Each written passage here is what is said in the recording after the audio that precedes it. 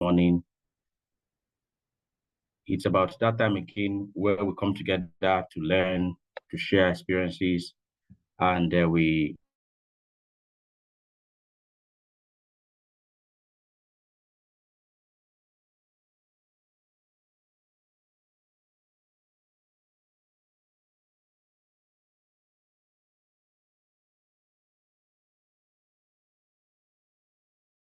appreciate the opportunity that we've had with Omotola, who has the screen. And I would like somebody to acknowledge if you can see if my screen is up now, please.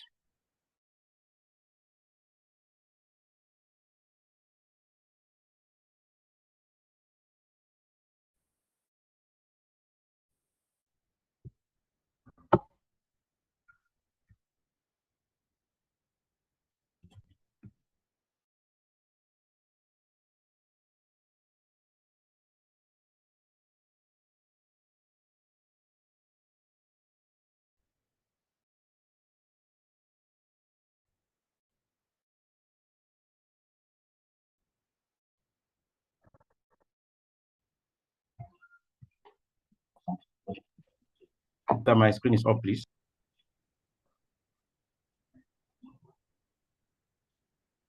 Yes, it is.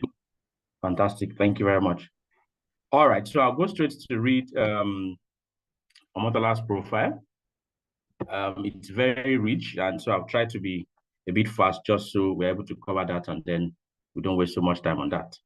All right, Omotola-Adedapo, GPHR, SCHRM, SCP. Omotola-Adedapo, the talent builder, is an excellence-driven, award-winning HR leader with core competencies in organization and business strategy, people and culture transformation, leadership and development, HR consulting, coaching, and mentoring. Her extensive years of experience span the financial services, manufacturing, FMCG, retail, hospitality, and healthcare sectors. She's currently the head of human resources at Sterling Financial Holdings Company, PLC. Omotola is a certified global professional in human resources, GPHR, with the Human Resources Certification Institute, HRCI, USA. A senior certified professional with the Society for Human Resources Management, USA, also an associate of the Chartered Institute of Personnel Management of Nigeria. She holds a bachelor's degree in microbiology and a master's degree in industrial and labor relations from the University of Lagos, Nigeria. Omotola is passionate about learning and sharing, bridging gaps, and connecting opportunities for career professionals. And she does this through her career leap with Omotola DA proposition. She writes, teaches, trains, and speaks at platforms for career and business professionals and offers leadership and career coaching to individuals who want to launch, enhance, accelerate, and pivot their careers to the next levels of success in line with their career advancement and fulfillment goals. She's also the founder of HR Talent Hub NG, a one-stop HR consulting company that offers training, consulting, and HR services outsourcing for organizations and businesses, as well as career development programs and services for aspiring and active HR professionals across all career levels. Omotola was recognized among the top 100 career women in Africa in March 2024 by 9to5 Chick. She bagged another Africa recognition in May 2024 as one of the top 100 career women in Africa, leading change by UMI for Mothers. She has received numerous recognitions, such as the top 300 global HR leaders globally by socialmilko.com in 2021, top 100 career women in Nigeria, top 10. I expect that by this time you're already giving virtual claps. Top 10 HR influencers in Lagos by LinkedIn Local Putcon, and Iconic Professional of the Year award by the Iconic Brand Africa in the year 2022, just to mention a few. She sits on the advisory board of reputable organizations such as the Financial Institutions Training Center, FITC, the Central Bank of Nigeria-owned entity, as a member of the advisory board for the annual Employee Engagement and Experience Conference. She also sits on the board of the Iconic Brand Africa, TIBA, where she serves as chairperson of the advisory board. Omotola also serves as a faculty at Rome Business School, an international business school in Nigeria, where she lectures master's students studying for their international MBA, executive MBA, and masters in international human resources management. Omotola is happily married with 3 children to Dayo-Adedapo, a product management leader. Outside of work, she's a bundle of talent who loves to sing, dance, and connect with people. She also enjoys time spent indoors, reading, resting, relaxing, and bonding with her family. We have the contact of Omotola, and we'll share that much later in the course, in the session, so that we can connect with her. Ladies and gentlemen, I have the pleasure of introducing and handing over to Mrs. Omotola Adedapo. Can I see your virtual claps? Can I see your thumbs up? Can we please celebrate this woman? And as we hand over to her, thank you very much. Thank you, thank you, thank you so much, Ijeoma. And please confirm that I'm audible. You can see me and you can see my screen because I'm trying to share my screen. Good evening once again, everyone. Oh, sorry, good evening for the first time. In my head, I've greeted because when I came in, I greeted, but I know that a lot of people just joined the call. So thank you so much, Ijeoma. Before I share my screen, let me appreciate the Hacking Performance Africa team. Thank you, SDV, for having me. They say that one good turn deserves another. So I know that 2 years ago, 2022, when we're starting out HR Talent Hub, SDV was one of the people who was on board our, sorry about that, was on board our launching. We had a 2-day virtual conference and SDV was one of our facilitators. So I've known since then that I'm owing SDV a return match, or how do you people football fans say it? So I've paid my due now. So we are even. I mean, that's just a joke. But thank you so much, SDV. SDV has been a brother, has been a friend in the HR profession. It's amazing when you have people in your corner. And I think, I mean, I can boldly say that SDV is one of those people in my corner. We have conversations and he's just been a solid, friend and brother in the network. So thank you for having me, SDV, and thank you, Ijeoma, for facilitating this conversation. A warm good evening to everyone who's a part of the Hacking Performance Network, and if also you're joining from outside the network, it's good to be here, and thank you for having me. That being said, I'm going to share my screen. Let me know if you can see my screen as I go ahead and share. So 3 things, please confirm that you're seeing the screen, confirm that it's in slideshow, and confirm that it's moving. I always like to confirm those 3 things before I start talking. So which is it? I can confirm the 3 things. You see the screen, it's a yes for the slideshow, and is moving. Awesome, thank you. Okay, thank you once again to everyone. So very quickly, Ijeoma, please confirm how many minutes I have. Because if you leave me, I'm a talker. I can spend the next 3 hours on this call. Just you stay with us. We can do how long? Because we would like to learn everything. But we can do how 40, long? 45 minutes, and then we use like a for Q&A. So I have from now to 7 p.m. to do my talking, right? Awesome. So I'll just get right into it. We're talking about total rewards. When SDB reached out to me, he said he wanted me to speak on this part because he knows I'm very passionate about it. Not only am I passionate, I mean, I've spent time building competences and capacity in this area. So I'm moving into my profile. I've been a generalist for the first 10 years of my career. I mean, I worked as a generalist across the entire end-to-end HR life cycle. So, I mean, I was very deliberate about building capacity and competences in the key, areas, talent management, with a focus on talent management. So, I mean, that has made me quite diverse and also quite grounded in key areas: rewards, performance, acquisition, and talent management in itself, and even learning. So basically, it's anything that has to do with managing talent.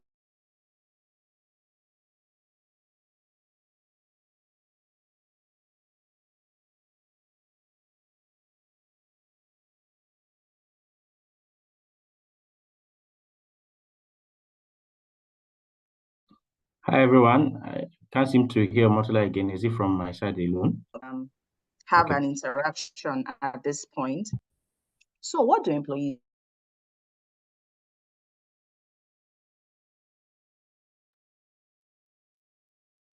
So Ijoma Motola seems to have been I knocked think, out yes, I think she's by the having network. network issues. So we need So, to just hold on apologies, for her to please. We return. probably need to, Did I let's go give, off? yes, it is, but it's good you are back now. Okay, what was the last thing you heard? You were just about starting anyway.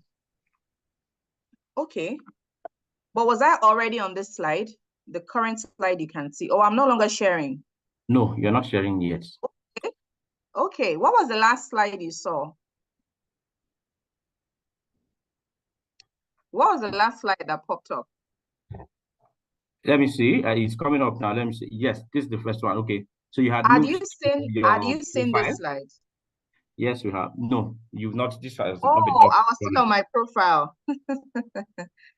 Can you imagine? Okay, so before I move to that slide, I'd wanted us to I'd wanted to get a sense of who we have in the room. So do we have all HR people in the room? So if you could be kind enough to just drop in the chat what you do.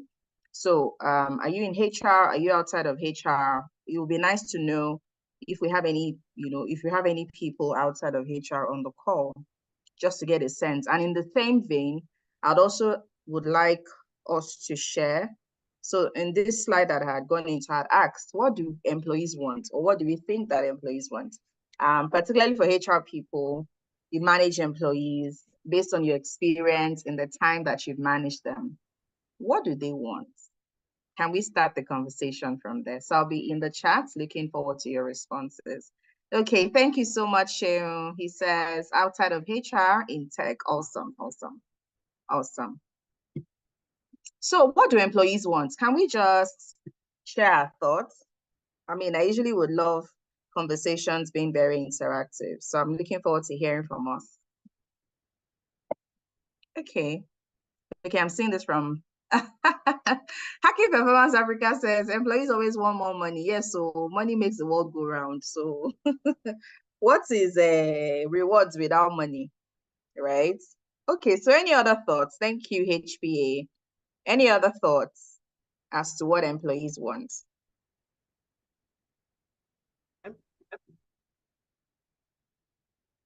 I'm waiting, but I'm looking forward to our chat. I know that we'll respond. Maybe some of us are still typing, or maybe we're typing a very long list. Okay, thank you, Janet. Is it Janet or Janet? So I've met someone that said, no, I'm not Janet. I'm Janet. Which is yours? You can unmute and let me know so that I'm not murdering your name. So Same job Janet. This is Janet, Janet, okay. alumni. Okay. Okay, nice. Oh, my Janet. God bless you. Yeah. I heard it there. So my people Yeah. are on the call. Okay. Yes, Thank sir. you.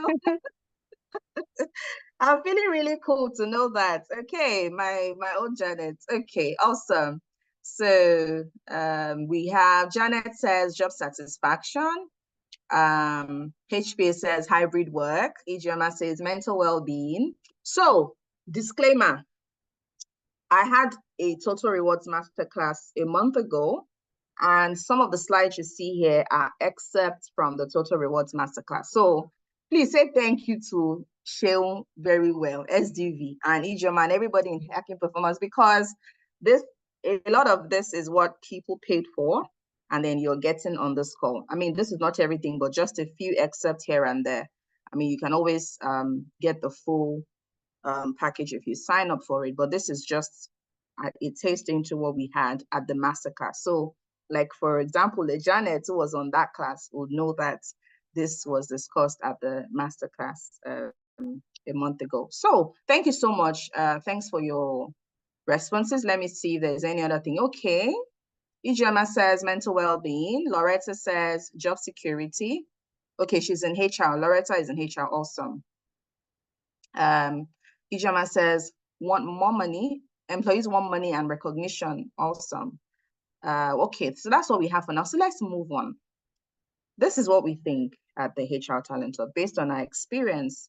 Today's workforce. One moment. Okay. So there's this conversation. I saw this quote somewhere. I can't remember who said it, but If we know anybody that said it, if we know who said it, we can put it in the chat. It said, your job should either give you money or meaning. If you have both, good for you. If you have either, hold on to it and make peace. At least if you don't have money, you will have meaning. If you don't have meaning, hold on to the money. Meaning, it makes you happy, makes you fulfilled, makes you satisfied, sort of job satisfaction. And I know some people in the chat had said job satisfaction. Some people had said job security, and that's meaning for some people. If you don't have anyone, I don't know what you're doing, just find your way out, but it's established that you should either get both or at least one of both from your job. That's the regular belief or understanding. They say money can't buy happiness, but it can make you awfully comfortable while you're being miserable. So there's a lot of text around why and how money is important. If you make money, you'll make money. There's a lot of thoughts around why money is important. It can't buy happiness, but even if you are going to be sad, at least have money with the sadness. They say it's better to cry in a Lambo, or how did they say it? It's better to cry in a Rolls Royce than be happy in a keke. Who agrees with that statement, by the way? I don't know where they came up with that, but there's a lot of conversation. So we're asking these questions again. What do employees want? And here is how we would answer them. Typically, you should ask your employees. So if you're working in rewards, or if you're working, you're a generalist, HR business partner, head of HR, you should always ask your employees what they want by way of surveys, interviews, focus group discussions. And that's why we have annual surveys, right? We have different kinds of surveys. We have pulse surveys, we have stay interviews, we have engagement survey, the orishi, plenty types of survey that we call them different names. It's important to ask your employees what they want. And from experience, it would always be capped into three things. MMM, the three M's. Okay, so come with us. We'll tell you what MMM means. It's not that one of what year was that? Is it 2016? What year was MMM? Put it in the chat. Let me remember. I think it was 2016 or 2017. It's not that one. So this is what MMM means. The first M is money. Typically, naturally, employees want money. Their bills are rising, and in today's economy, particularly in today's economy, please, how much is a bag of rice now as at today? When last did we buy rice? Let's even talk about the economy, because it's a reward conversation. We can't be talking rewards without talking about the economy, because the economic situation will drive the needs of our employees. So let's be real in the house. When was the last time we bought rice, and how much did we buy? Let me know if I'm the only one that is facing this. I don't want to call it hardship, right? So what's bag of rice in your area? Let me know if I need to change my plug. Anybody? Or no one has bought rice in recent time? How much did you buy a bag of rice? Let's talk. Let's put this in the chat. I'm looking forward to seeing your responses. As at today, 71K. I think I need to change my plug. Oh, did anybody else buy it in at 70 something? Or they are ripping me off because I bought my own the last time.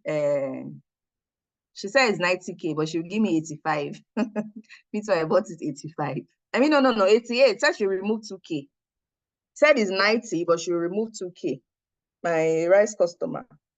So I bought it 88. Was I being ripped off, or I need to change my plug? Nobody else. This is only Yola that has bought rice. Okay. This one is closer to the one I bought it. Ijoma bought it 83. Okay. Let's leave rice. Let's go to yam. How much is a tuber of yam? Here is like almost 10K. The last time I think I bought yam last month, and I've been managing. Is it the way I've been managing the yam? I bought 30. I bought 4 tubers for 30K. Who is buying yam for 5? Is it cocoa yam? I don't want to believe it's normal tuber of yam. Because even as early last month that I last bought yam, I bought 4 tubers at 30K. That's 7.5.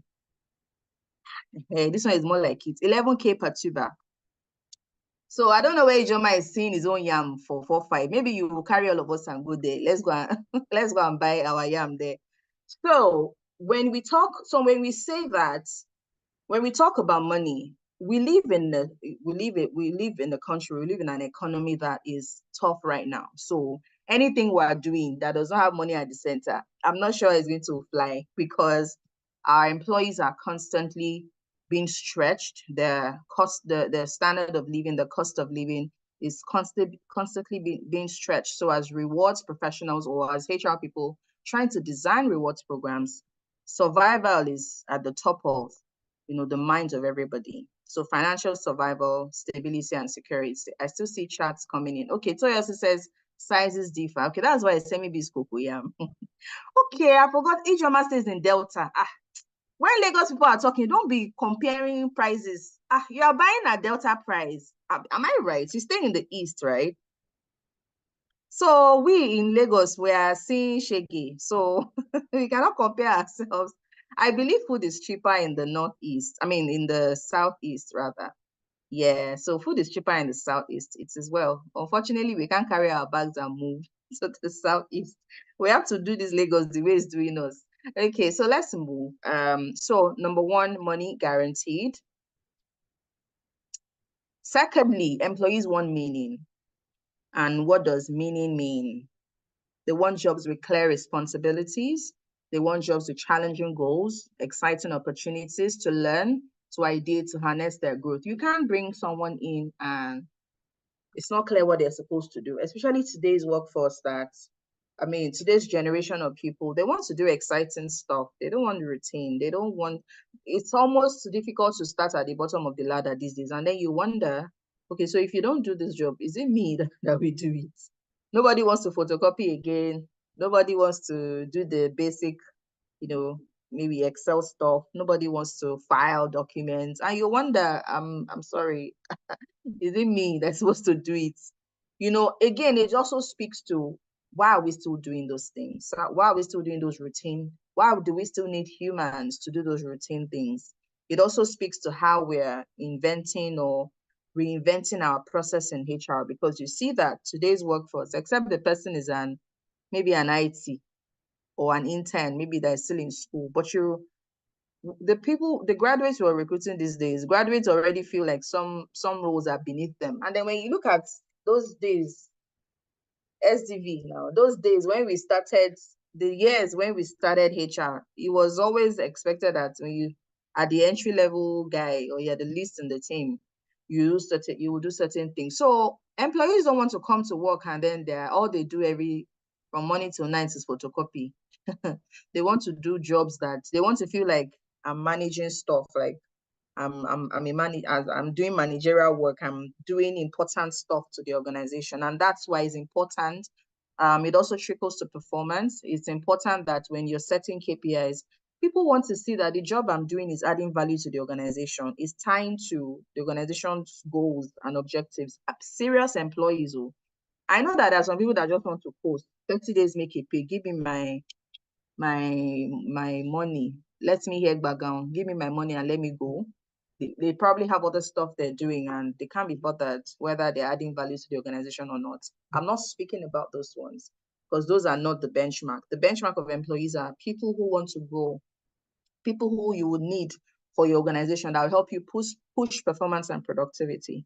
So people want to know that the job that I do, I'm not just coming to work every day and photocopying stuff, typing letters, printing letters, dispatching letters, and then I'm done for the day and I go home. So that's even using HR as an example. Your regular graduates don't want to resume at a job and then they're managing inventory and all they do is fill the requisition form and then issue out some item on the shelf in the inventory in the store, and then that's it for the day. They believe that those roles are maybe for ONDs or SSCs or something. So people want meaning on their job. Moving on. Thirdly, employees want money. In this day and age, in this economy, particularly with how expensive things are, you would largely see that employees are looking for options. Employees are not, and it's not their fault. By the time your salary is 100K, and you have bought rice of 88K out of 100K. So even if you buy rice with your salary, you can't cook rice and eat rice alone. So which money is left to buy the other things? To buy gari, to buy yam. Fuel is what it is. Commuting to work is mad. I heard that Ushodi to Bagada is now 300 naira. And I'm wondering, how did we get here? I was watching one lady on Instagram and she was analyzing how things are expensive. And then in addition to what she said Oshodi to Bagada. And I'm like, I live in Bagada, so Oshodi to Bagada is almost trekkable. And I'm wondering how is it 300? So, and then I think about, okay, if you were living on the mainland and working on the island and you didn't have a car, how much would you spend on transport? So let's even say you had a car. So you will buy fuel at 750. And that's just, so the salaries are no longer enough. And then you can't just wake up one day as HR and say, MD, let's triple their salaries so that it can be enough. Because that's not realistic, because your MD also has to look at the pocket, the what you have, the funds in the organization and how it can go around and all of those plenty stuff, because it's even harder on organizations because cost of production, cost of operations has also hit the roof. So what are we saying? Employees are no longer waiting on you to increase salaries. They're doing multiple jobs. They're having side gigs. They're having side hustle. They're looking for freelance roles. And they're just, again, apart from the fact that the economy is tough, they're expressive. They're restless. They have so many moving parts to them. They're passionate about different things. Employees of today have been able to separate their job from their career, from their purpose, from their passion. And you find out that these are 4 different things. So maybe I have a passion for something else different from the profession I'm building. Even within that profession I'm building, I've separated my job from my career. So people are having this sort of thoughts around how they can do so many other things apart from their 9 to 5. So you pay them for the 8 to 5. And once it's 5, from 5 to 8, they're doing something else with their time and on their weekends. So you would not be doing your organization any good if you don't realize and understand that people want to do other things apart from the job that you're paying them to do. So how you embrace this, how you take it on, and how you creatively ensure that people are still allowed to do the things that they want to do without necessarily bridging a conflict of interest on their jobs, the onus is on you as HR. So we had to just look at that introduction. Still speaking to that, they can pursue multiple things, bring them and still bring their best self to work. Again, that's how they're wired, and it's all multitasking for them. So that was just an introduction. We're moving very quickly now into, I'm checking the time so that I don't go off. I think I have about 25 more minutes and then we'll kick off. So it's crucial for us to be able to design effective reward programs. Why? Because it speaks to how we define our value proposition as an organization, how this value proposition help us attract talent. Again, the topic of this session is rethinking total rewards for attraction and retention. I mean, I dare add optimization, because the conversation this day and age is also changing from retention, less of retention and more of optimization, because we discovered that the forces that are taking these employees away from us is not really something we can contend with at the end of the day. No matter how good your reward programs are or your reward program is, they will most likely leave. So how do you want to manage that reality with the things that you do as HR? And that's how we arrived at the fact that maybe we want to focus on optimizing talents whilst they're with us, ensure that we get the best of them, ensure that they're improving our productivity as an organization, ensuring that we're building. So we're depositing the learning efforts, initiative, depositing improvements in their skills and competencies whilst they're with us so that we can get the best of them and they can get the best of us. That's really the conversation. So we're saying being able to do this the right way can be a major challenge. And then, leaders have to be very intentional. HR leaders have to be very intentional working with the business in working this out. So how do you do this? How do you design reward programs,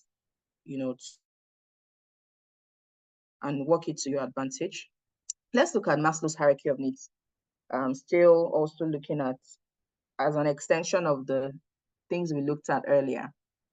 And Abraham Maslow says that according to his research, there are 5 levels of needs. And I'm sure we've seen this before. I mean, physiological needs, food, water, shelter, safety needs, job security, employment, your health, your assets, social needs, love and belonging, esteem needs, respect, recognition, self-actualization, having that sense of fulfillment or purpose. I'm achieving everything I was set to achieve. I'm fulfilling purpose, and I'm happy and fulfilled. So you'll find out that across different rewards, initiatives, and frameworks that you have to be representing. This can be represented on your rewards framework, and then we will see how as we move along. This has been updated. I saw this funny stuff online some months ago, and they're saying what Abraham Maslow did maybe some 60 years ago. I think it was 1945. 1945 to date is how many years? Maybe 70 or 80 years was when he did this. But now in 2024, there are some needs that are even more basic than the basic needs. If you don't have battery and you don't have Wi-Fi, please, you've not started. Who can relate to this? So they're saying now that in this day and age, people, much more than food and shelter, people are looking for battery to power their phone, lights, source of lights, and then Wi-Fi. That's just on a lighter note. So we're saying that, first of all, to start with, let's establish, before we start talking about how to rethink. So the idea is we're rethinking what we know total rewards to be, or we're sort of having an understanding of what it should be. Before we start to talk about total rewards, let's understand that the world of HR, the organization and the workforce as we used to know it, has changed. I had a session earlier today where we were looking at how the world of work has evolved, how HR has evolved, and how HR has to evolve with the world. We can't keep on screaming and lamenting that AI is replacing HR people, without doing the necessary things to evolve. So we're saying that which these trends would also impact how we rethink rewards. So we're trying to lay a foundation to how we rethink rewards. First is AI and automation. At this point, before I move on, I'd like to get our responses in the chat, just to be sure that I'm good. If I'm too fast, I'd like you to tell me I'm too fast. If I'm too slow, let me know I'm too slow. If I'm just right, let me know I'm just right in the chat. I want to be sure that you're following and I'm not losing you. Okay, thank you, Mary. Mary says I'm good. That was fast. You typed out those 3 words really fast. Thank you. Okay, thank you, Toyosi. I think I'm good. Awesome, thank you. So I'm moving on. So HR as we know it, has evolved from personnel management and what it used to be HR administration. Now we're thinking context, putting context into the work that we do. We're thinking, specialization. We're thinking customization of our practices for the people that we have in our spaces. Personalization, those are important things that we're doing in HR, or making initiatives personalized. We're making the experience personalized. It's almost bespoke. It's tailor-made. So we see you, we hear you, we recognize you, and then we do things specifically for you. Okay. So we're saying that in this day, in the current age that we're in, of course, we already know that AI and automation is driving all the things that we do. We know that remote work is a thing. We know that employee experience, we are focused more on employee experience because it's now a seller's market. They say that talents now have choices, so they won't stick around and just allow you treat them anyhow. So if you're an organization that has not really defined how you want to be big on employee experience and you just still believe that, well, getting a job is hard. Okay, maybe you're not getting the best of the talent, because the best of the talent in that space won't stick around and just allow you treat them anyhow. The competition is stiffer. So if you have people that are not necessarily threatened or that don't feel like there's something wrong with the way you're treating them. Maybe they're not the productive ones. Maybe they're not the ones that are adding. Maybe that's why your organization is where it is actually. Because if you have people who understand their value and actually intentional about the value they bring to your organization and are not just coasting along, you will discover that they won't take some things that you meet out. So you talk to them anyhow, you send mails to them anyhow. Every little thing is a disciplinary measure. There is no engagement conversation. No one talks to them about their KPIs. Appraisals are done anyhow. There are no learning, training needs analysis. No one is talking to them about career development. There's no promotion. I'm just even trying to picture how bad that organization will be. If you don't have your employees complaining and they're not looking out and they're not leaving you, you should be worried because it means that they're just coasting. They're most likely not adding any value, and your organization is also not moving forward if you check very well.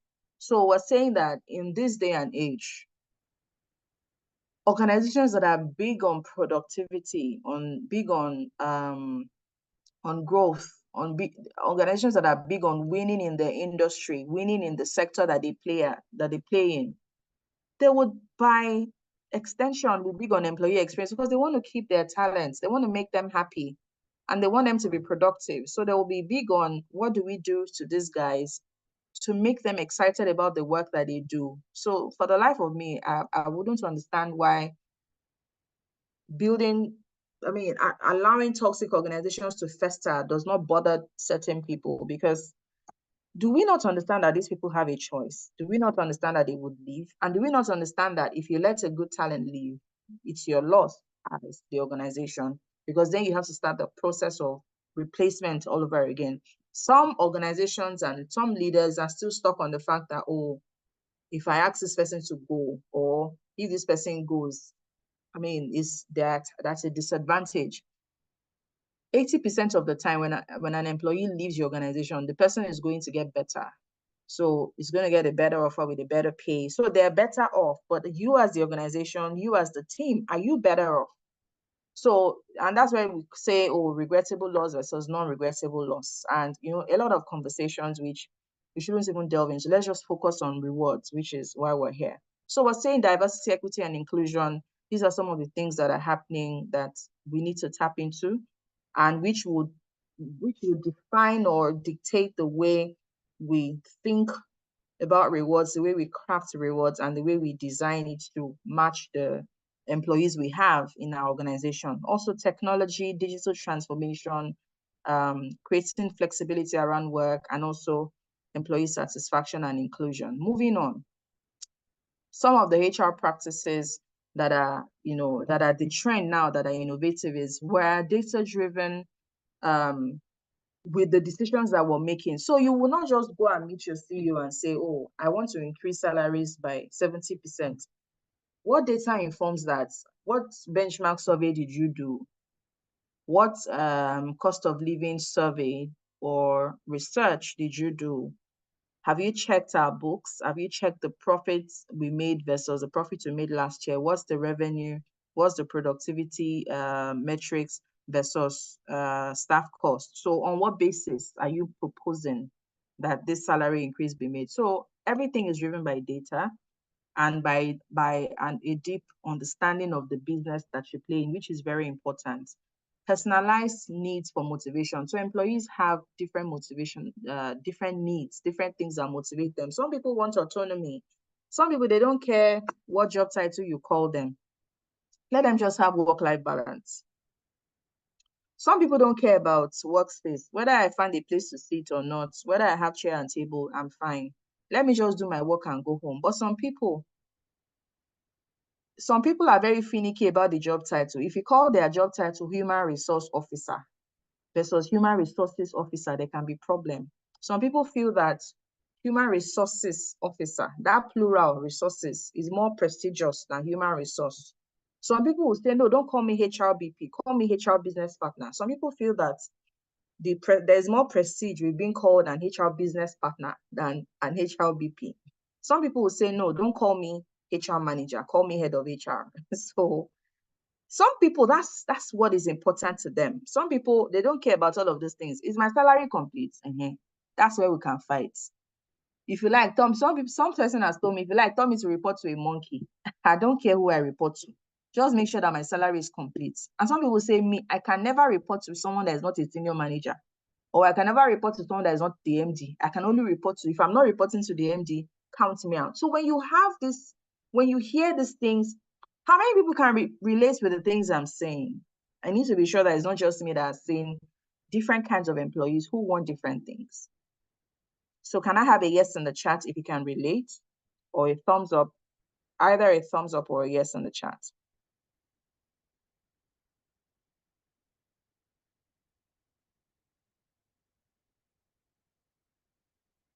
Okay, thank you. Oh, I was glancing through some names that jumped at me. I see Adewumi. Hi. Okay, so let's move on.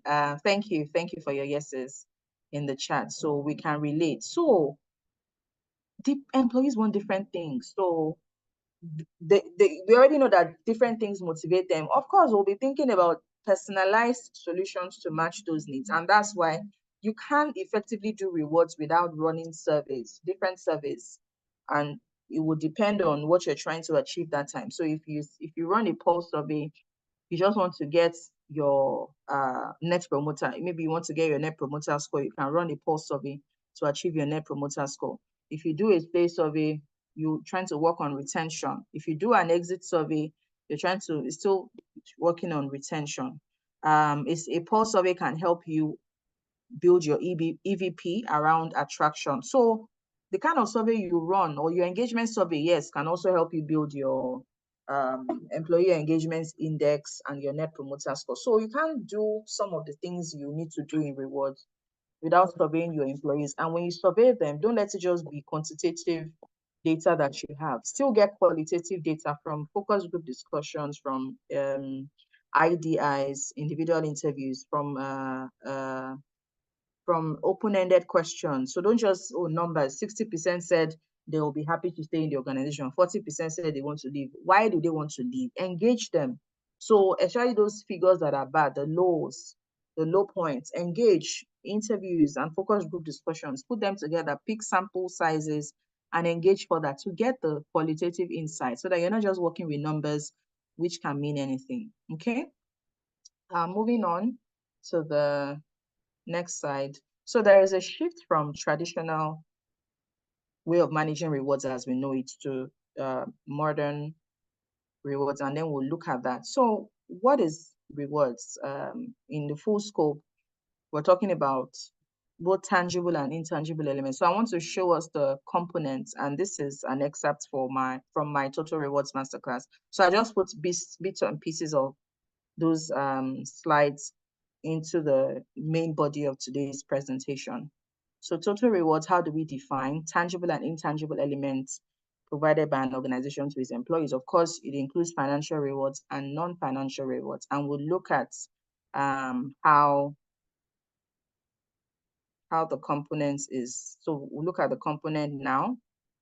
So this is a full scope component end-to-end of total rewards. Is made up of one side financial rewards, on the other side non-financial rewards. And when you look at financial rewards, you're speaking to compensation and benefits, which make up the total remuneration. And under compensation, you have your fixed pay and variable pay. Fixed pay refers to those items you get in cash at the end of the month that does not change. So your basic salary does not change. So if I perform or I don't perform, my salary will be complete. If you make money or you don't make money as an organization, my salary will be complete. So any allowances that you earn every month that is fixed, that does not depend on your individual performance or the organization's performance, is the fixed pay. The opposite of that is the variable pay. It is non-guaranteed. So it usually would depend on performance, your own performance, the team's performance, or the organization's performance. That's what makes variable pay. So it can be sales commission, it can be performance bonus. Some companies pay AIP, annual incentive plan, QIP, quarterly incentive plan, SIP, sales incentive plan. Anything performance-based is variable pay. So both fixed and variable pay make up compensation, which is cash, the money, the ego that you take home, right? Aside tax and all the deductions. And then your benefits, which is also called benefits in kind, aka BIK. You have three types of your benefits: the standard benefits, which are the non-negotiables. We usually don't like to call them benefits because they're regulatory, and there are four types of them: the pension, the health insurance, the group life insurance, and the social insurance. So HMO speaks to health, retirement plan speaks to the pension, social insurance speaks to workplace accidents, that's NSITF, and then group life insurance in the case of death. So those four are non-negotiables. If you are not doing it, you are supposed to be in trouble with Ministry of Labor and Productivity. You are supposed to report you, because if you have more than 5 employees, you need to be doing those things. And if you are doing them, you are not doing anything special. So you are counting as your benefits, but they are actually regulatory benefits. And then you then have prerequisites, which are the extra things you decide to do after that. So you have gym membership, you have spa membership, you decide to give your employees mobile phone, you decide to give them recharge card. All of those things are prerequisites because they're outside of the standard regulatory benefits. And then privileges are a bit different from prerequisites, how we differentiate privileges. So because this is a very quick masterclass, a very quick webinar, it's not broken down. So I'm just speaking to each of them very quickly. And then the full information is in the masterclass or in the master course. There's an online course if you decide to get that in full. So privileges speak to how you differentiate some benefits, some certain fringe perks or fringe benefits that you get as a result of your status. So you are an oga that has a priority car parking space in the car park. You're an oga that has an office. You have access to the lounge in the airport. You have access to Lagos Country Club. Those are privileges. It is acquired by status. It separates you from a lower level employee. So those are privileges. And very quickly, so non-financial rewards, they're in 3 forms: work-life balance, recognition, and career development. Under work-life balance, you have the physical and physical well-being, mental well-being, emotional well-being, social well-being, financial well-being. And there are different things you can do to speak to each of these well-being needs or well-being areas. Physically, you're looking at, the work table and chair. Are you providing ergonomic chairs? Are they in a safe and secure environment to work, or are they inhaling dust? It is a no-brainer. It's just expected that if you ask people to leave their homes and come to work, they're working in a conducive environment. You're not doing them a favor. You're performing your duty as an employer to provide a safe, secure, and healthy work environment for them to work. So mentally, how conducive is the environment mentally? Things like bullying and harassment, things like verbal harassment, sexual harassment. What are your policies against such? How do you approach workplace bullying from line managers to employees and all the things that happen? How do you prioritize work-life balance or work-life harmony? What do you have in place for new moms that are just had their babies, pregnant women, people who are prone to certain discrimination, maybe on the basis of they have certain different abilities? We don't like to call it disabilities because we don't like to say they're disabled. We say they're differently abled. So what do you have in place for such people to thrive in the environments? That speaks to social, actually. So D&I speaks to social well-being and financial well-being, offering of loans or financial packages to ease the burden of the economy and all of those things. Emotional well-being, that's where EAP comes to play, Employee Assistance Program. So, in this workforce, they would test you, the sort of things that they would ask for. So while I was head of rewards at my former organization, someone came and said she needs EAP. I said, what happened? Said that she's going through a very tough heartbreak. So she needs, therapy. I'm like, okay. In my mind, I'm like, okay, your boyfriend served you breakfast. She's not married. Your boyfriend served you breakfast. And as the employer, I'm supposed to cater to that. And I thought, okay, That's what they say about this generation of workforce, that she has done nothing wrong. We have said that we have EAP service and we take, we cater to any emotional needs or emotional needs. That's an emotional need. Someone has just been served breakfast. So I have EAP in my office. I need therapy and I need time off work. And that's the funny thing. So how do you respond to that? It would be nice to hear your thoughts in the chat anyway, as I move on, because of time. So if you were me in my shoes, how would you respond to the fact that someone has just been served breakfast, she's asking for a week off, and she's asking for EAP? Bearing in mind, EAP is not free. It costs money. We pay for the therapists and consultants that offer the services. So I'll be looking to hear your thoughts in the chat room. So recognition, we're saying, when people do well, apart from the cash, apart from the money you pay them, how do you make them feel appreciated? Things as simple as thank you. So what recognition policies or programs do you have in place? Some people, all they do is long service award. People should not have to wait for 5 years or 10 years before they feel like they're doing something. So how do you tie recognition to performance? How do you tie recognition to fulfillment of learning needs? How do you tie recognition to behaviors? If you're trying to drive certain behaviors in the workforce, how do you tie recognition to it? And the final one is career development, which is learning and growth. So learning on one side, growth on one side, and it speaks to meaningful work, learning opportunities, and career advancement. Okay. Awesome. Thank you, Adewumi. Ijoma says I will grant her. Good stuff. Is there any other person? Let me hear your thoughts on what you will do. So let me be very clear. You grant her the 5 days off and you grant her the EAP because of breakfast. I just want to confirm. Thank you. Okay, so I'm moving on. I'd love to hear other responses. Adewumi says, let her take time off because she won't have the best. Okay, nice. If you don't, thank you.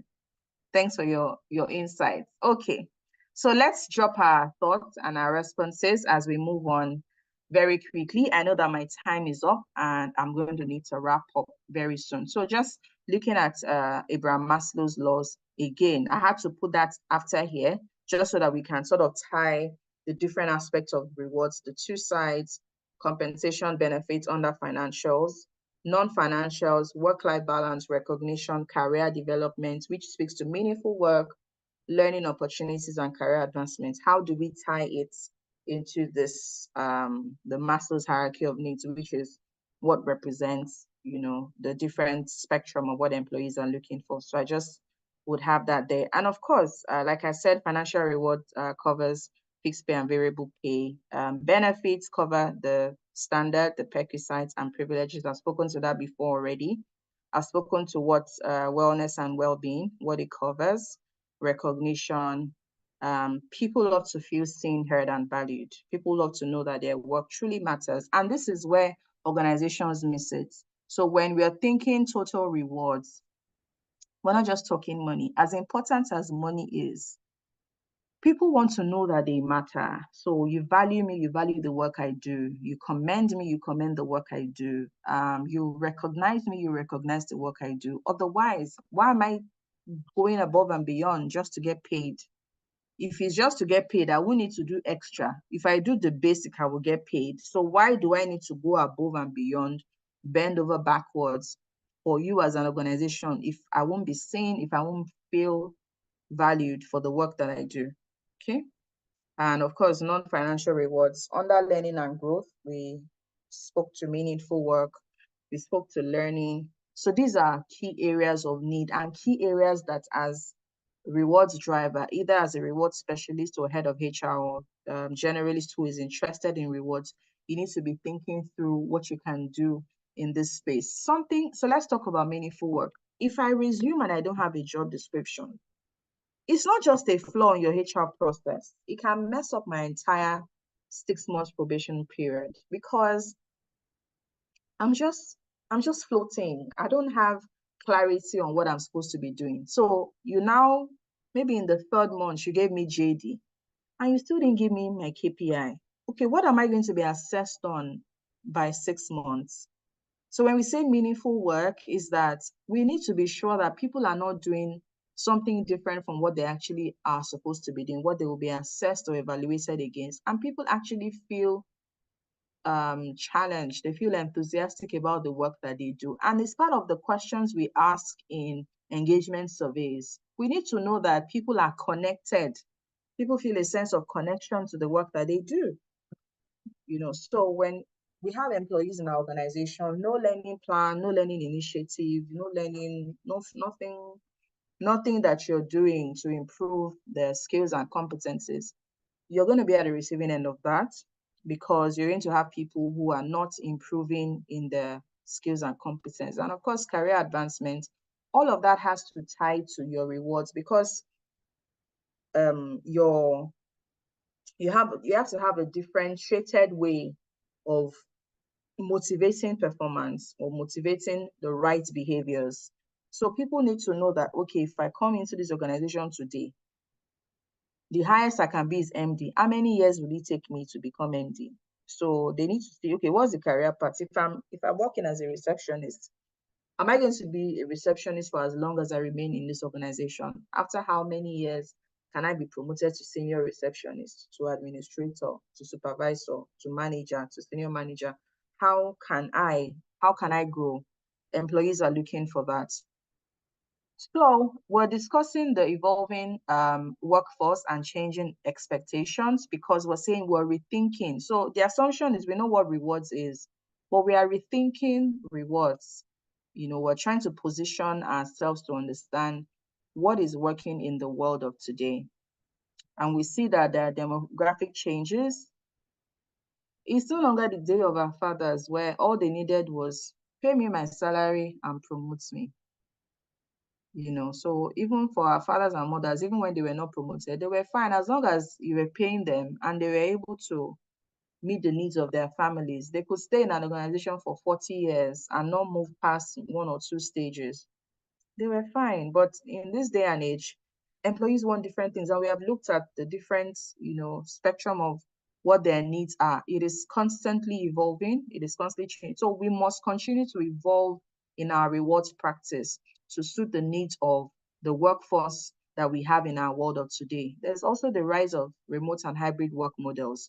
So for example, in your total reward statement, you have official car for a certain level of employees, but you're a fully remote organization. Please, what are they going to use the car for?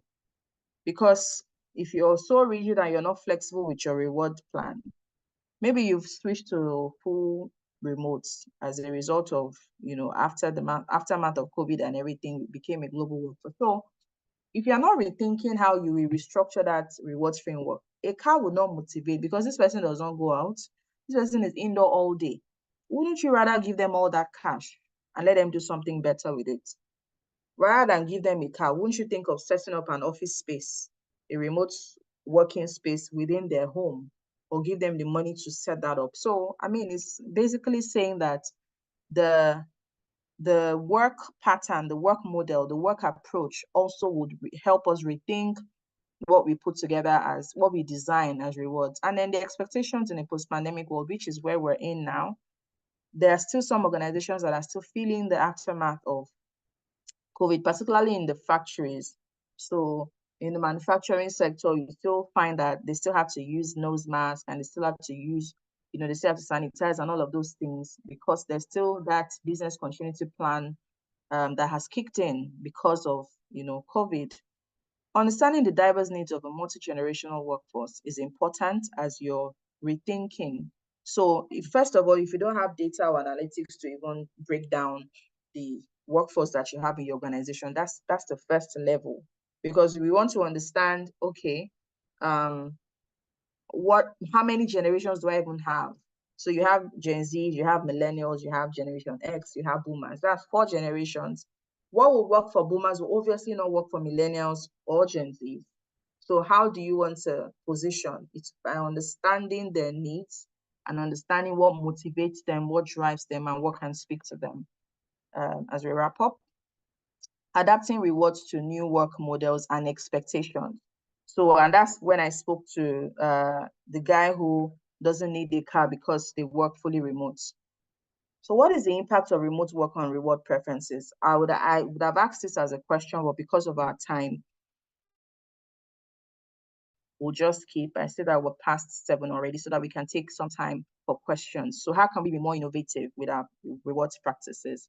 Like I said earlier, we're tailoring rewards to individual employee preferences. There's something we do in our organization, and we say we have a benefit plan book where on the system, on the HRIS, you can go and design how you want your rewards. So we give you an offer letter and you come in, but when you resume, you can go and redesign how you want to,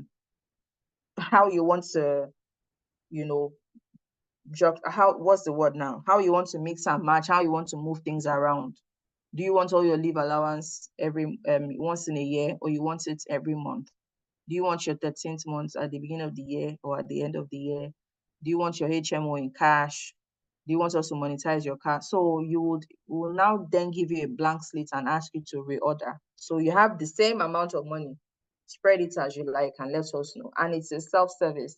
Once it is done on the system, we see it in the rewards bit and we move from there. So we have taken personalized rewards very seriously because every employee can redesign their benefit plan on the HRIS as opposed to just, getting salary every month as we would typically do for everyone. And of course, there's also how we can be more innovative is to look at non-financial rewards and how we are being very deliberate about our BIKs. Many times we don't focus on BIKs, and that's a reality that I see. We just focus on, the cash. Oh, we didn't owe salary, we paid salary, and that's fine. We just move on. These things don't keep people there because number one, the salary is not even enough. So the fact that they're still staying in your organization is the fact that maybe there are other things they feel very secure about. It's a place where they can thrive. It's a place where they can be creative. It's a place where they can feel like they're part of a family, depending on if that's what speaks to them. There's job security. The culture is warm. The culture is enabling. There's growth. They are sure that in 18 months, in 2 years, I'll be promoted. They can look forward to something. The career path is clear. You are always developing them. There's coaching and mentoring at every step of the way. People can open up to their bosses. So at the end of the day, you find out that it's not money that is keeping people because the money is not even enough. So even if you can't increase salaries because the economy is even hard on the employers, what are you doing? There are certain ways that you can think through ideas and programs. Recognition alone can be a game changer, and you might not even have to spend money on certain recognition initiatives. There was something we started previous life. We started Well Done Wednesdays and Thank You Thursdays, and it was just a way to build a culture of recognition. It was part of our recognition framework where we just every first Wednesday of the month and every last Thursday of the month, it was Well Done Wednesdays and Thank You Thursdays. And it was line managers and employees, team members to team members. We just call people out to just say, oh, thank you for the work that you're doing. You did this particular thing. Thank you. We sent an email, and we did that within departments. Another thing we did for wellness. So initiatives that you can borrow. We do that in my previous life as well, where every 12 o'clock, 12 midday, we get up and we do what we call stretch. So in every department, you bring out, most departments have a Bluetooth speaker. So of course there's a phone connected, you bring out radio, you bring out the speaker, someone is playing music. And from the start of that music to there maybe a 3 or 4 minute song. So it's usually 5 minutes max from 12 o'clock to 12:05.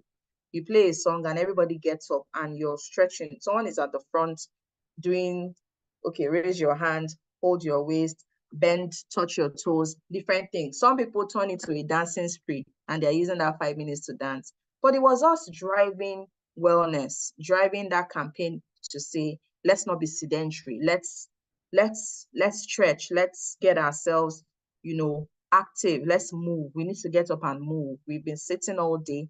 At least by 12 o'clock, no matter what you're doing, even if you're in a meeting, we already know that 12 o'clock to 12:05 every single day, we stretch and we make it fun. And that's why somebody comes and then we do what the person is doing. If the person says lie down, we lie down, So we do what the person is doing for that 5 minutes. That's what we did in our previous life. In my current life, we have this no meeting hour every Friday from 12 o'clock to 1 o'clock. We think it's to drive a culture of wellness and work-life integration. We say no meeting for that 1 hour, 12 p.m. to 1 p.m. every Friday. So these are things that don't cost money. I just gave those examples because not every initiative is costly. We just need to be creative, open-minded, and agile in our thinking towards this thing. And of course, technology is a game changer in designing rewards. So I'm going to be very quick. I just need an extra. I've been speaking for almost an hour, so 5 minutes max. And I was going to ask this as a question as well, but we don't have time. But yes, we can drop it in the chat. So if you know some organizations that are implementing awesome, amazing rewards initiatives, it will be nice to see them in the chat. So I would go on whilst I look forward to you dropping that in the chat. I was going to ask this as a question as well. What are the common challenges you face in designing and implementing total rewards programs in your organization today? So maybe you can also answer that. So these two questions, we can call some organizations that are doing this and love it. And if you have some challenges you face that you want us to speak to, I'd also love that as well. So this is my final bits, how you can craft and design total reward strategy, the things to consider.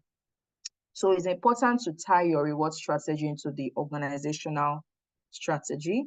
It's always more impactful when you understand and you're immersed in what the organization is trying to achieve. And on that basis, on that backdrop, you're able to craft, understand the life cycle of your organization. Where are you at that point in time? If you're doing your benchmark, for example, you're doing your compensation survey and you are comparing yourself with people that are 45 years. So for example, my previous organization at the time was 78 years old. Next year, they'll be 80 years old. And then let's assume I left there and I moved into a startup. I would not expect to go and run rewards the way I did there, because a startup would definitely have different challenges than an established organization. Funding is key. We can't be top heavy. We can't bring people in. So our value proposition even already has to even stand out for people to come within the sector and join a startup. So if it's an organization that has gone down and is trying to come up, there's certain differences in the way you would craft rewards programs. I don't see our chat. It will be lovely to have your responses. Unfortunately, we didn't get enough time for me to wait for you to send in your chat, but I'll still love to see.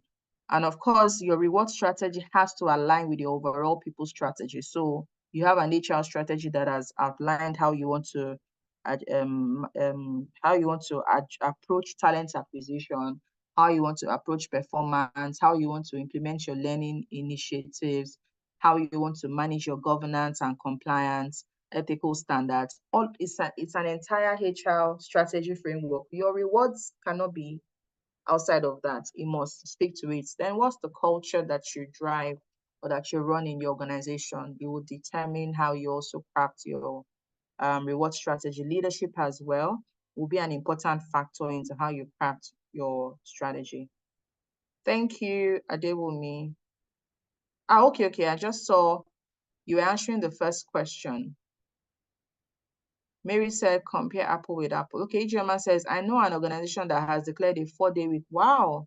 Giving employees opportunity to work from home 1 day of the week. Tell us the name of the organization, Ijeoma. You don't want us to go and apply there. So tell us the name of the organization. It will be nice to know. So let's drop names actually, because we want people to be inspired to know, oh, these organizations are doing these things. I've given an example of my own organization, Sterling. So if you know any other organization doing these things and are at the forefront of effective rewards practices, it will be nice to know. So like I was saying, leaders, the success or failure of your rewards programs or rewards initiatives actually depends on the leaders that would approve them or that would drive them. Okay, so final note on the final, we're just looking at some trends. Rewards is now embedded in culture. Is a culture pillar. Is how we drive culture in organizations. We're leveraging data analytics. Pay for performance approach is being adopted, and we're reskilling and restructuring at every point in time and improving skills and competencies in organizations. Remote hybrid work is a thing. Technology is a thing. Knowledge and organization readiness is also a thing, an important trend. What was rewards, what it is now? Rewards was before now viewed as an overhead expense. We need to manage it. We need to cut costs. We need to keep costs in control. But now rewards are more reflective of the organization's culture. So we're no longer saying it as a cost element, but we're saying it as a driver of culture.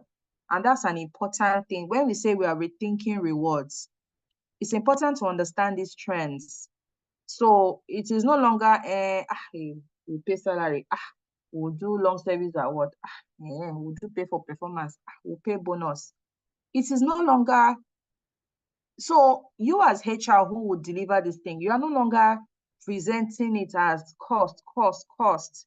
You're presenting these things as the things that will drive your culture, the kind of culture that will keep the talent you want to attract, retain, attract, motivate, and retain. Let's not forget the three things rewards does or responsible for doing: attraction, motivation, retention. Even though retention not so much, but maybe optimization, but it's part of it.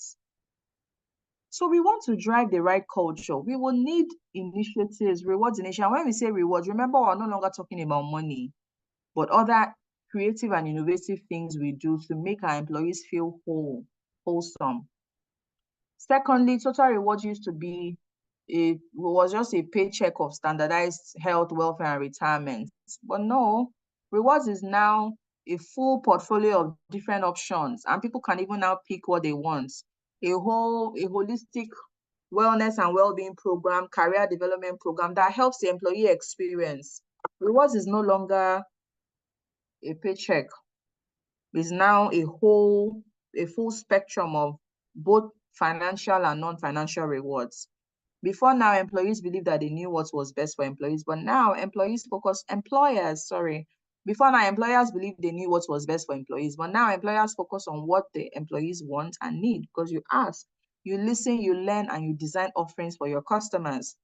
Before now, rewards package were permanent and it wasn't changing. Now, to keep up with evolving nature of work, you are constantly changing your rewards package if need be. Rewards functions were siloed within the organization. But now, rewards collaborates with every aspect of HR. So you're talking to your learning person, you're talking to your career person, because now learning and career management are now part of the total rewards framework, because your learning initiatives are part of your offerings to your employees. Your non-financial rewards, your benefits, your non-financial rewards that you're offering is on the offer letter that we will train you. So if you have promised that as a value proposition, you need to be working in sync with the learning team. Talent management is now part of the rewards framework because it's part of your offerings that builds your value proposition. So that's how to rethink rewards. So reward people are no longer people that just knew figures, that they'll just sit down on their laptop and always look at their system. That's not what rewards people are any longer. Rewards people are now they are very collaborative. They understand talent management and they use their understanding of talent management to drive their rewards proposition, to drive the employer value proposition, because now they are no longer specialists that only know and care about money. They understand management of talent and how rewards can be an effective tool and driver for managing talent. And when we say managing talent, we're saying how you attract them, how you engage them, how you motivate them, how you retain them, or how you optimize them. So there are those 5 different aspects of talent management. And that's what rewards is now a very key center driver of that conversation. So finally, rewards program used to be on benchmarking practices. So once you just benchmark, this is how Stanbic IBTC is doing it. So yeah, let's take it to FCMB. No, that's not how it is now. It's not just thinking best practice, but best fits. How does it work for your organization? And that's why I said earlier, if you're doing compensation benchmark, and you're just lifting the results and going to implement it, and you are comparing yourself with an 80-year-old organization and you're a startup, you're already set to fail. Okay, so it's best fit more than best practice. And that's where we draw the curtain today. We am open to your questions. Thank you very much. We can ask questions now. Wow. Wow. That was really explosive. Like, my note is full. Thank you very much, Omotola. I'll stop Guys, I'm sharing. sure you'd have been. Yeah, that's fine. That's fine. So, can we please appreciate Omotola by virtual thumbs up, claps? Let's please give her some round of applause. She has done a fantastic job with this. Thank you very much. I think it's now time for us to take questions, and thankfully she's available to respond to our questions. So please, if you have any question that you probably noted in the course of our presentation, you can unmute yourself and ask, or if you prefer to use the chat room, please go ahead and drop your question. We'll read it out and Omotola will attend to that. Well done, Omotola. This was Thank really you. very, we appreciate. Thank you so much, Ijoma. All right. I've not seen any question yet, and I'm also not seeing I've not heard anybody's voice. Maybe Does they're that still suggest that typing. okay, we'll give They're some still more time. typing. But for me, I think this was very, very insightful. It now coincided with the time when I'm putting something together for my organization. So I've really gleaned a lot of Nice. knowledge that will be very helpful in Nice. what I'm currently doing. So thank you once again. Really appreciate. Awesome. All right. We have a question in the chat. Yes. Okay, let me take that now. Okay, so this is from the Bridgeway Institute. It says, what efforts are organizations making to support their employees on account of the inflation? Okay, I think this will be quite, I mean, it's relative to each organization. Perhaps Exactly. it I was depends going on, yeah, I mean, a lot of different businesses are doing different things. If you're asking for one particular example, maybe anybody can share what is happening in this or our space. Otherwise, I think, I mean, there's no one size fits all for that. I mean, for this question. So that's my personal. Or you want to talk about it? Or you want to give us yes, the examples, Omotola? just very You can briefly. just share insights. Yes. Yes. So very briefly, like you said, you took the words right out of my mouth. The organization you are in, the complexities, your employees, a lot of factors will determine what you can do, because you also need to look at what you can sustain. You don't want to start what you can't finish. So it has to be something that works for your organization. I remember then in the heat of when there was a cash crunch last year, 2023, when fuel subsidy was removed. I was head of rewards at Wema Bank then, and we quickly had to design cost of living adjustment. We had looked at the books, we had meetings with finance, we had looked at, okay, how would it impact our PBT target? And we're able to arrive at what could work. So we quickly set up a cost of living adjustment, and we added it to salaries just to cushion the effect of the fuel situation. It was possible at that time because we could handle it. And I mean, we did that for over 7,000 employees that we have, because we could sustain it. If you take that on board and then you go to your organization and say your MD should give you cost of living adjustment without understanding what the books are saying, it would be difficult. So we could do that. We also were able to also implement. We had about three things. The cola was one. So at that same time, we also increased salaries of our contract employees at that time.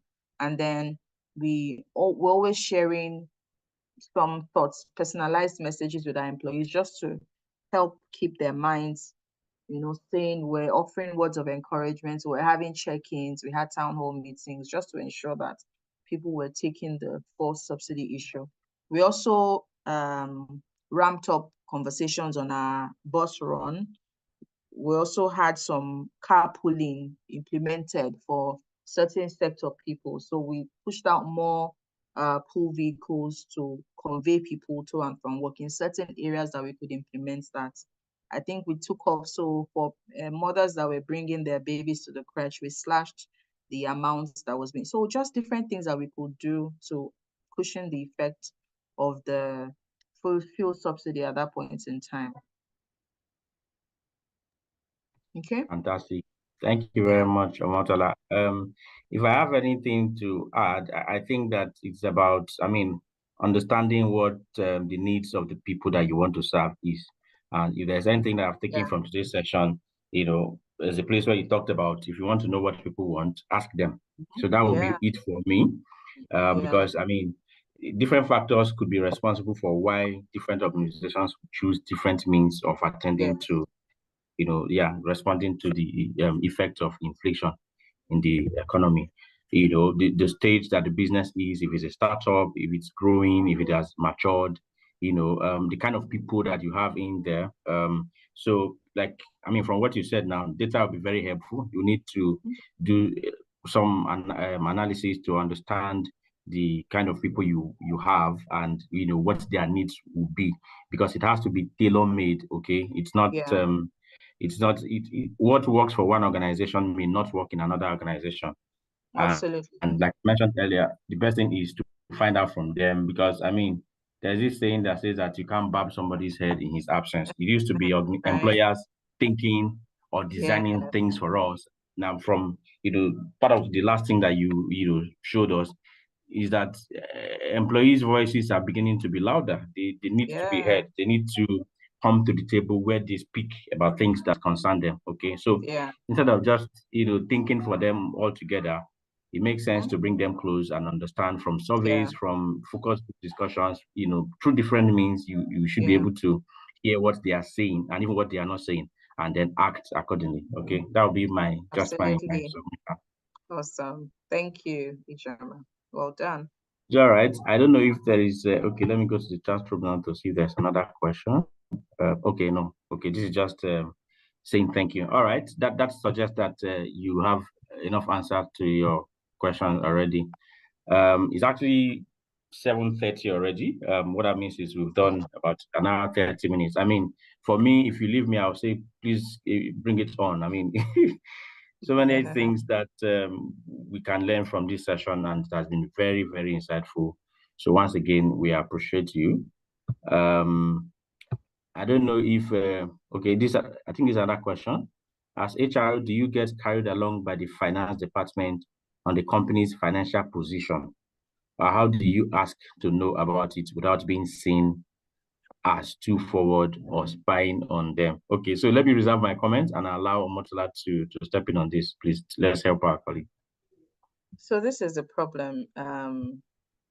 HR, we like to mind our business too much. It doesn't help.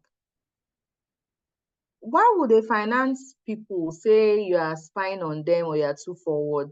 You're supposed to know what they are doing. And it's not that you're trying to checkmate what they are doing. No. It's that you need information on the company's financial position for your own work, to design your strategy, to implement your initiatives, to go forward to your MD. You're not supposed to take anything to your MD that costs money without checking if it will impact your company's profits. Because before your MD has a chance to tell you no, it's too expensive, you want to know that for yourself if it's too expensive. And it means HR doesn't have financial KPIs, because if you have financial KPIs, you will be privy to the company's finances, because HR's financial KPIs include revenue per employee now. So you would know the revenue before you can calculate revenue per employee. So when HR, in terms of managing HR's effectiveness and HR's performance, there are certain things that you want to do. You want to know your staff cost as a percentage of budget, your staff cost as a percentage of revenue. That's how to determine how high or low or comfortable your staff cost is. It's on the basis of that metric you would know whether you are top heavy or you're too expensive for the money that you're making, and whether you should freeze hiring. For example, if you're spending too much on remuneration, then it means you're overly staffed compared to the money that is coming in. HR should know these things. So it is important for your finance people to understand that they are your partner. You are partnering with them to help the organization be profitable. So it's not only the finance person that is responsible for making money for the company or ensuring that the company is profitable. It's not only the salesperson that is responsible for making money. So the salespeople are responsible for bringing in the money. You, as a cost center, is responsible for ensuring that you're keeping the cost contained and you're helping to maximize the profits. It's from how you measure your effectiveness, how you measure the cost of the things you do in line with the revenue coming in and the profit being made. You know whether you are stable or you're okay with the things you're doing, or you should regulate them, or if you can take on more in addition to the things you're doing, so that when employees are guilt tripping you and saying our HR has done nothing for us, you're also not feeling guilty and you're not feeling incompetent. It's a clear case of all of us are in these boats where the company is not making money. So you people go and make money for the company and will make you happy. It's very clear. And let me also use the opportunity to say that where employees constantly say, oh, we expect HR to be fighting for us, HR is doing management errand, boy or girl. And we're like, do employees know that HR is also a staff? HR people don't need to feel in between management and employees. If HR people are clear on their role, I still said that earlier today, with a class that I was taking. It's important for HR people to know that your role in the organization is to help the organization achieve its goals and objectives through people. And this is Hacking Performance Africa. So we are very big on performance management. The organization has a goal, has an objective. I need to win in the market. I need to push out my products and services. I need to make profits. I need to sell. That's why the organization exists, to meet the needs of its customers, to get into the sector, get visibility, push out products, get customers that will buy, make money, so that we can return money to the shareholders that borrowed us money or loaned us money or invested in our business. If you own a business, you would understand what it means to collect shareholders' capital, invest in your business, and they'll be waiting for you to return profits to them or with interest. So that is the same way businesses start. So your MD at the end of the day is looking to, how can I return money to my shareholders that invested in my company? So you as an HR person, if you are not involved in any way in how the company is making money or how they are managing costs and retaining or maximizing profits, and you are just centering your work around people, you are not in tune with how HR should be practiced in 2024. It means you're not being a strategic business partner, because if you're being a strategic business partner, you would have this information, because you also needed to check the effectiveness and the profitability of your own initiatives as HR. So it's important.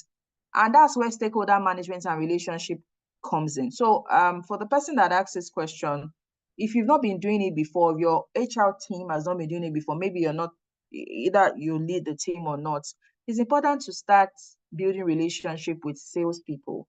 In fact, two people you want to be closest to, the salespeople and the finance people, because that's how you build your business acumen. You are in touch, you understand the business, you understand how they are making money and how they are managing it. You might not be friends with production people because they are very technical and process oriented. You might not be friends with engineering people because you might not understand what they are doing. You might not be friends with quality control people because they have their technicalities. But the two departments you want to be closest to, that helps your business acumen, that helps you become a strategic business partner, which is one of your key roles as an HR. By the way, I have a strategic HR business partnering masterclass coming up this weekend. It just occurred to me as I said that. So if you're friends with these two departments, it helps you build your business acumen, which you need for the strategic initiatives you are driving in your team or in your department for your organization. I hope I answered that question. Thank you very much, Motala. I mean, fantastic. I think you've actually answered it. I Okay. was to come to it that there's a strategic business HR business partner masterclass Ah, happening. They thank actually got you. that, and I think it's a good opportunity to talk about it. Yeah, That I thank mean, you. anybody who is on this call who would like to join, please do well to sign up. And I think it's quite affordable. I saw the rates, and personally, I'm going to sign up, and because I think it's something that will benefit me a lot. Thank you, Ijoma. Okay, so Appreciate I that. mean, I think Omotola has said everything about it that there is to be said. As HR people, we really need to understand what our role is. Mm, I think that I'll be doing something less than strategic if I want mm, to ask, if I feel the finance guy will ask me why I need the information. So what else am I yeah. doing there?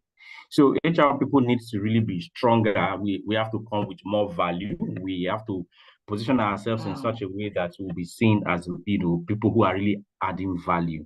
And that is the respect that we need to earn just so we have a place on the table and things like this. yeah. They should be rushing. In fact, they should be happy that we are interested. So if you've Yeah. not been able to, create that presence strong enough to the point where they are doubting what our interest is around the numbers, I mean, then it means we've not really been strong enough the way we should Mm-hmm. in the business. Mm-hmm. I think you've actually done justice to that question. So thank you very much. Thank you, Ijoma. Um, I don't know if we'll have the opportunity for any other question. I would rather crave everybody's indulgence that if there's any other thing, do well to contact Omotola on any of our platforms. Mm, We will also be able to link you up with her from our network, the Hacking Performance Africa Network. Please reach out to any of us, and then you have your questions attended to. I think that's also an opportunity for me to talk about. Thank you very much, Omotola. She has dropped, yeah. so you can look her up on LinkedIn, and then you'll be able to connect with her. Okay.